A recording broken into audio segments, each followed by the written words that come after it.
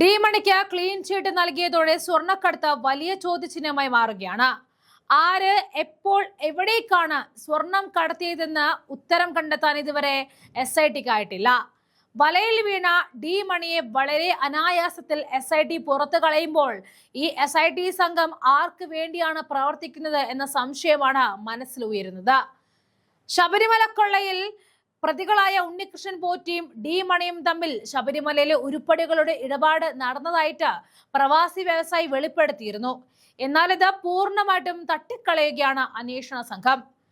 ദിണ്ടിഗൽ എത്തി ഡി മണിയെ കണ്ടെത്തുകയും തിരുവനന്തപുരത്ത് വിളിച്ചു വരുത്തി ചോദ്യം ചെയ്യുകയും ചെയ്തതിനു ശേഷമാണ് ഹൈക്കോടതിയെ ശബരിമല സ്വർണ്ണക്കൊള്ളയിൽ അന്താരാഷ്ട്ര വിഗ്രഹക്കടത്ത് സംഘത്തിനോ ഡി മണിക്കോ പങ്കില്ല എന്ന് SIT അറിയിച്ചത്. കേസിൽ നിന്നും തലയുരാൻ സഹായിച്ചതിന് ഉദ്യോഗസ്ഥർക്ക് നന്ദി അറിയിക്കുന്ന ഡി മണിയുടെ ഫോൺ സംഭാഷണം ഇപ്പോൾ പുറത്തു വരികയാണ്.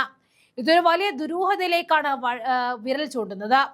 കേസിലെ പ്രതിയായ ഉണ്ണികൃഷ്ണൻ പോറ്റിയും ഡി മണിയും തമ്മിൽ യാതൊരു ബന്ധമില്ല എന്നും ഫോൺ രേഖകളിൽ നിന്നോ മറ്റ് അന്വേഷണങ്ങളിൽ നിന്നോ ഇതിന് തെളിവൊന്നും കിട്ടിയിട്ടില്ല എന്നും റിപ്പോർട്ടിൽ പറയുന്നുണ്ടായിരുന്നു. മുൻ പ്രതിപക്ഷ നേതാവായ രമേശ് ചെന്നിത്തലയാണ് ഒരു ആരോപണം ഉന്നയിച്ചത്.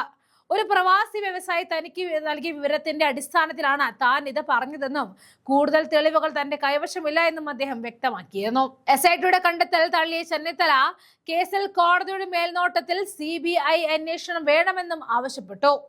മുഖ്യമന്ത്രിയുടെ ഓഫീസ് അന്വേഷണ സംഘത്തെ സ്വാധീനിക്കാൻ ശ്രമിക്കുന്നുണ്ടെന്നും അദ്ദേഹം ആരോപിക്കുകയാണ്. അന്താരാഷ്ട്ര വിഗ്രഹക്കടത്ത് സംഘവുമായിട്ട് ശബരിമല സ്വർണ്ണക്കൊള്ളയ്ക്ക് ബന്ധമുണ്ട് എന്ന വിവരങ്ങൾ പുറത്തു വന്നതോടെയാണ് അന്വേഷണം അട്ടിമറിക്കാനുള്ള നീക്കങ്ങൾ സജീവമായതെന്നാണ് കോൺഗ്രസ് നേതാക്കൾ ആരോപിക്കുന്നത്. കഴിഞ്ഞ കുറച്ചു ദിവസങ്ങളായി മുഖ്യമന്ത്രിയുടെ ഓഫീസ് അന്വേഷണ ഉദ്യോഗസ്ഥരെ നേരിട്ട് സ്വാധീനിക്കാൻ ശ്രമിക്കുന്നുവെന്ന് ചെന്നിത്തല തുറന്നടിച്ചു.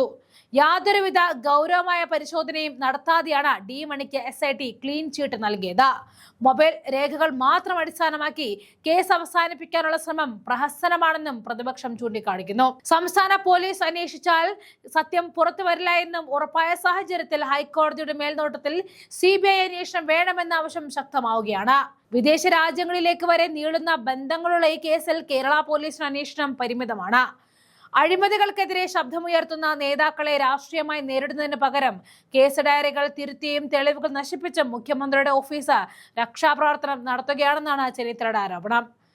നിയമസഭാ തെരഞ്ഞെടുപ്പ് പടിവാതിക്കൽ നിൽക്കവേ സർക്കാരിന് നാണക്കേടുണ്ടാക്കുന്ന സ്വർണ്ണക്കൊള്ള കേസ് ഇത്രയും വേഗം ഒതുക്കി തീർക്കാനാണ് ഭരണകൂടം ശ്രമിച്ചുകൊണ്ടിരിക്കുന്നത്. എന്നാൽ ഈ കൊള്ളയ്ക്ക് പിന്നിൽ വമ്പൻ സ്രാവുകളെ പുറത്തു കൊണ്ടുവരുന്നതുവരെ പോരാട്ടം തുടരുമെന്നും പ്രവാസി വ്യവസായികൾ നൽകിയ സൂചനയിൽ കൃത്യമായ അന്വേഷണം നടന്നാൽ മുഖ്യമന്ത്രിയുടെ ഓഫീസിലെ പലരും കുടുങ്ങുമെന്നും കോൺഗ്രസ് മുന്നറിയിപ്പ് നൽകുന്നുണ്ട്. ശബരിമല സ്വർണ്ണക്കൊള്ള വെറും ഒരു മോഷണമല്ല എന്നും കൃത്യമായ ആസൂത്രണത്തോടെ നടന്ന വലിയൊരു ഇടപാടാണെന്നും വിശ്വസിക്കുന്ന ഭക്തജനങ്ങളെയും പൊതുസമൂഹത്തെയും വഞ്ചിക്കുന്ന നിലപാടാണ് സർക്കാർ സ്വീകരിക്കുന്നത് എന്നാണ് രാഷ്ട്രീയ നിരീക്ഷകർ പോലും വിലയിരുത്തുന്നത്. തന്നെ കേസിൽ നിന്നും ഒഴിവാക്കിയതിന് നന്ദി അറിയിക്കാനേ ഡി മണി ഉദ്യോഗസ്ഥന് ചെയ്ത ഫോൺ കോൾ പുറത്തു വന്നിട്ടുണ്ട്. നമുക്ക് ഫോൺ കോൾ കൂടി കേൾക്കാം. எந்த தொடர்புமே இல்ல பிரதர். அது எனக்கு போலீஸுக்கு தெரியும். ரொம்ப நிம்மதி உங்களுக்கும் நிம்மதி. எனக்கு SIT போலீஸ் அவங்களுக்கு அந்த ஸ்பெஷல் டீம் எல்லாத்துக்குமே நான் ஒரு பெரிய தேங்க் பண்ணிருக்கேன்னு சொல்லுங்க.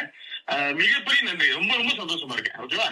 இந்த சபரிமலை கேஸ் உங்களுக்கு ஒரு சம்பந்தம் இல்ல, ஒரு தொடர்பு ஒரு